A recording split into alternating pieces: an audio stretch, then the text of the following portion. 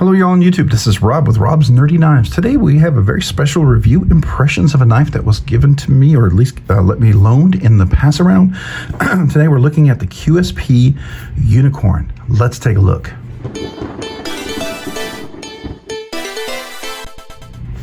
Alright, so the knife that we're looking at today is the QSP Unicorn. It's a button lock knife, and you know, QSP just got into the button lock business a little later than most people, but man, they've gone into that, and they've done it well. I will tell you, I've enjoyed. I have a QSP. What is it, the Penguin that we're giving away on the channel at some point, or I may have already given away by the time you see this. And then we have the QSP Unicorn. This is a really cool knife. It is a straight back blade. Let's see here. I don't know if there's a designer listed for this. I think it's in-house is the designer. So if you guys know, let me know. I don't believe there was. Yeah, I don't see it on here or anything. It is 14C28N blade steel on this particular one. G10 handles dual colors, so it's black and kind of like you know, zombie green kind of color there as well, or lime green, whatever you want to call it. A steel deep pocket carry clip. It is steel, especially at this price, with steel liners. So good weight relief. The speed holes all the way through. Some people may be fans. Others, if they are small enough that I don't have an issue with my fingers getting in there. I guess theoretically you can make it a cigar cutter or something if you have a small cigar. But action is really good, really good. Straight back, full hole. You can use the thumb hole, the fuller hole, whatever you want to call it. Works really well. The flipper works really well. Flipper can be, you know, worked as a button lock or a light switch. It is on caged bearings. It's not my knife, so I don't take this apart, do any hard use, and I don't normally do hard use at all anyways, because that's not my knife. It has a steel clip that is reversible for right hand, left hand tip carry. Has a lanyard hole that's not prioritized. Very, very deep carry, almost completely concealed. Still can attach a lanyard if you'd like. Now the OD zombie green or lime green is going to be a problem over in England for sure, because they have laws against green knives because they're considered zombie knives or end apocalypse knives, and so they must be destroyed, just so you know. I think it's ridiculous, but you know, hey, I don't live in England, so I don't really care. But I do feel bad for my English friends over there who, it's just not fair. Just not fair. But needless to say, it is what it is in some places. And I hope the USA never gets to that point, because then we won't be reviewing knives. We'll be just making and carrying them and hiding them, I guess. I hope not. But by then, you know, everything will be different in the entire world. I don't know where I'm going with that. That's like a weird, total rant. Ignore that. Skip that. Let's go forward. Anyways, we're looking at the QSP Unicorn, which I think is a pretty cool little knife. It is a budget knife. This is going to be around $69-70.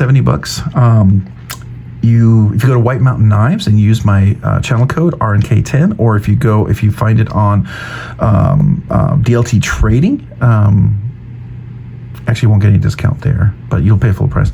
But if you go to the Blade Shop, their shop, and they happen to have the QSP Unicorn there, you would get 10% off as well using RNK10. So, you know, think about that. But if you would like to use one of the affiliate links, feel free to do so. You can definitely get the knife there as well.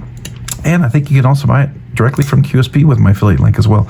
So there you go. If it's not available in some of the places where you can get 10% off, maybe consider that. Or if they have a good deal or a good sale, you definitely want to maybe go check them out. Very cool. All right, so we talked a little bit about the knife, G10, caged bearings, 14C28N, black coated. It's like black stone washed. Works really nicely. The flipper works well. You've got at least 4 major deployment methods: the flipper, the thumb, fuller hole, and then you have the button lock, because you can always use the button lock as well, which is kind of nice. You can do it left-handed, right-handed. Works really well. Being a button lock, I can easy access to that fuller. I don't have to worry about putting my hand on a frame lock or something like that. So it works well left-handed. You can also move the clip, so you can have the clip over there. A lot of nice little features. I think that's pretty cool. All right, so let's do some measurements. Let's see how much this guy weighs. So we're gonna weigh this guy at first. I'm gonna guess 4.2 ounces. 3.8, not even close. So it's not a super heavy knife, but it's not a super light knife, right? So it is definitely gonna be a little bit, you know, a little heavy. I mean, relatively speaking, if you're talking about ratios and all that perfect stuff. So at 3.8 ounces, let's see what the overall length of this knife is. So we're looking at a knife that's 7.5 inches long overall. The handle area, the grip area, is going to be 3 3/4. You can choke up like in a trigger position. It's not the easiest, but you could. It gives you about 4 1/4 grip. So I have large hands with big meaty fingers, and I've got a little room here So maybe extra large hands could still be there. When you're double extra large with big meaty fingers, you're going to be over the edge. But if you have extra large hands with regular size fingers, you'll be about here. If you have double extra large hands with very thin fingers, you'll be about right here, right? And this is what I'm saying. You could choke up. I don't know if I'd recommend it. It's not always the best, but it could be possible, maybe for pinch grip or precision grip. Just keep that in mind. All right, overall blade length from the very tip to the back of the handle is 3 1/4 inches. The actual overall cutting length is 3 1/4 inches. So, you know, you got a fair amount of cutting length. Let's go ahead and measure that blade stock thickness. All right, so we're looking at a blade stock thickness that's 114 thousandths of an inch. So, I mean, it's not super thick, but it's not super thin. So, there you go. All right, what is the category for this knife? It is definitely the budget. It's under $100. I consider anything under $100 a budget knife. And this knife would definitely fall into that. So it's $69.70. That's what you'd pay. If you go to White Mountain Knives, use the 10% coupon, you can get it for like $62, $61.50 or somewhere around there. I don't know. You could save some money, or maybe $62. I think it's around the price, or $63, somewhere around there. But it's still cheaper, and that's not a bad price. I think you're getting 14C28 blade steel. I mean, it's a lot of good stuff in this for that price range. All right, is it an EDC hard use or collection piece? Any budget knife, I don't ever consider a collection piece, but you can collect what you want. Collect whatever you want, but I don't consider budget knives collection pieces. I consider them absolutely replaceable, so there you go. It could definitely be an EDC hard use. Hard use as relative to a button lock, which does employ a plunge lock. I'm always cautious about that, because a plunge lock is this piece of metal that goes straight down, and then you have this plunge, which is usually a little curved groove, and the plunge comes down and locks and engages like that. Now, it's held in place and pushed down by a spring, and that spring with vibration can slip up and eventually disengage, where you can break the lock. So I don't think a button lock is the safest for hard banging, repetitive sort of use knife, but everyday EDC opening boxes, opening cases of water, dog food, cat fertilizer, mulch, letters, things like that, yeah, this is fine, absolutely fine. I think most people will find this very enjoyable and very usable, especially if you got, you know, you can't work a frame lock. Boy, I sounded a little bit like Max Headroom there, didn't I? I got a little Max Headroom going on there. If you remember that old, kind of adage to the 1990s or whatever it was, 80s. I don't know how far back I went. But anyways, you can absolutely, where were we? I completely got distracted. Absolutely, I mean, it's hard use, right? Oh, people with maybe wrist, thumb issues where it's hard for them to work a knife. Button lock is very nice. It does allow you to work that knife a little bit easier, especially, you know, if you just want to press the button. That's a lot easier than trying to work a frame lock or a liner lock. So there you go. Overall, handles, open and close, texture, gripping, jimping. It's nice. It's chamfered all the way around. Beautifully chamfered. There's no sharp spots anywhere. The clip here is nice and rounded. There's really no hot spots as you grip. There's jimping here. It's not, you know, I wish it was jimping a little bit more, but it works. It works well. And I mean, your finger is not really going to break off, because breaking that detent, as we call it, it's really a plunge lock resistance. It's not hard, so it's not like you push and you hurt your finger. The thumb fuller hole works really nicely, opens and closes really nicely, and the button lock closes well. If you can time it just right, you can get it to close really nice. So there you go. Everything about it works well. It opens and closes, feels really good. Feels like a nice budget knife. The button lock is executed really well. I like that a lot. So a fidget factor scale. Well, you've got a flipper. Flipper works well. It can be a light switch. It can be a push button switch. Works really well. You've got the fuller thumb hole. Works really well. That works nicely. Is there a bonus? Can I do? Nah, well, you don't really need it because it's kind of hard to get to the blade. But then you also, of course, you have the button. So to me, that gives it a solid 5. I mean, I'd give it, you know, maybe a 4 before, but the 2, I'll give it a solid 5. A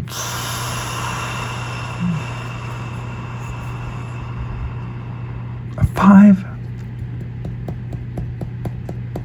Now I'm going to give it a 6. I'm going to give it a 6. Yeah, I'm going to give the fidget factor scale is a 6 because it's executed really well. Everything works nicely. I don't have an issue with it, so I feel like it's definitely a solid 6. Fidgety goodness, as far as that's concerned, this is a solid A, 90. Maybe a 95. Yeah, I'll give it an 8. 90. This is a solid 95. It's done really for the price and the fact that it's a budget knife. Everything works really well. So it's an A for the price range, the budget factor, everything that it's in, I think it definitely deserves kudos for that. They've done a really nice job. It's a very functional knife. I like that a lot. So is it recommended? I think, yeah, it's absolutely recommended. I mean, there's different variants. You can have all blackout and not a blacked out blade steel, so you can have what you want. The very, very different factors on this one, and I definitely think it's recommended. I do like this a lot. So let's get a nice close look up of this one. You can look at the blade, you can look at the handle. What do y'all think about that?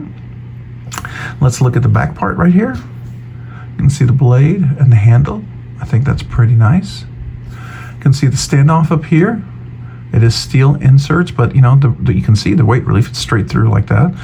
The clip is recessed, and there are flush screws, so that's nice. There's no sticking up screws, so it's easy to get by. Yeah, so I think it's a fairly nice knife. I mean, this is definitely something worth considering for a budget knife as a gift or something to bring into your collection. If you're wanting something for your backpack, for the car, I think it would work really well. I do like that. The problem is every budget knife I have, because I have a channel, I end up giving away, so I never get to keep one in my collection. So there you go. That is it. Typically you get like a little card from QSP, and it talks a little bit about some of the stuff in there and the materials and what's it made out of and stuff. So, there you go.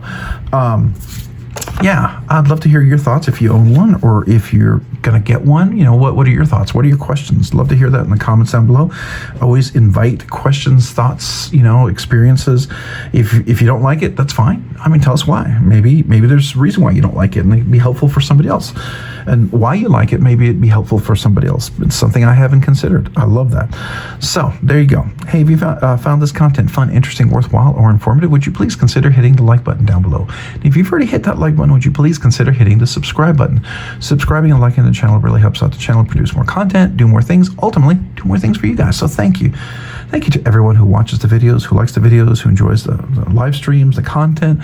I sure appreciate you. Thank you. And if you haven't already, hit that notification button down below so you can be notified of future content like this video.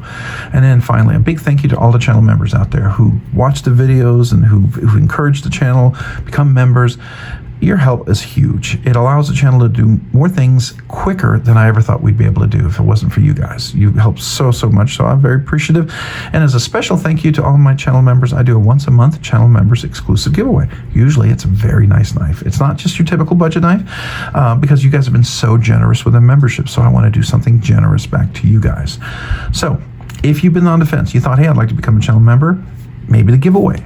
Maybe that might entice you, and also do send out a brand new sticker to all brand new channel members. And if you've been a channel member or were a channel member, but you're a channel member right now and you've never asked for a channel sticker, I'd love to send you a sticker as well, a channel member sticker, and for me to say thank you. Just email me with your name and address. I'll make sure I get that out to you. So yeah. That's my 2 ways to say thank you to the channel members. I appreciate you guys. Thank you. If you haven't already, also check me out over on Instagram at robs_nerdy_knives. Again, that's on Instagram at robs_nerdy_knives. Thanks so much for watching today. Have a great day and a great week. Bye.